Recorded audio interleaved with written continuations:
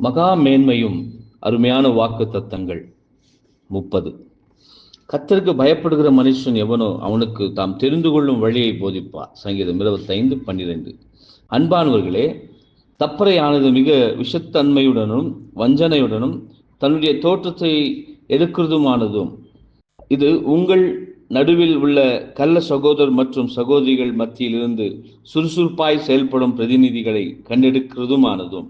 சத்தியத்திற்கு உண்மை காட்டுவது நிமித்தம் உங்களுக்கு இந்த சில இன்மையான சமுதாய பந்தங்களையும் ஒரு காலத்தில் விசுவாச வீட்டிற்கு நீங்கள் ஒன்றாய் சேர்ந்து வருகையில் நீங்கள் இன்மையாக பழகினவர்கள் மத்தியிலும் கூட சிலரையும் விற்று பிரிய நேரிடுவதுமான இந்த கொடிதான காலங்களில் உங்களுக்கான நம்முடைய ஆலோசனை என்னவெனில், ஆம், இம்மாறுதியான காலங்களில் நீ கற்று நிச்சயத்து கொண்டு வகையிலே நிலைத்தது அவைகளை இன்னாரிடத்தில் கற்றாய் என்று நீ அறிந்திருக்கிறாய். காரணம், எல்லாரும் தேவனாலே போதிக்கப்பட்டிருப்பார்கள் என்று எழுதப்பட்டிருக்கிறதான யோவான் 6:45 அப்போஸ்தலர் பவுலின் ஆலோசனையை நாம் மீண்டுமாக அறிந்திருக்கின்றோம் என்பதே. ஆமென்.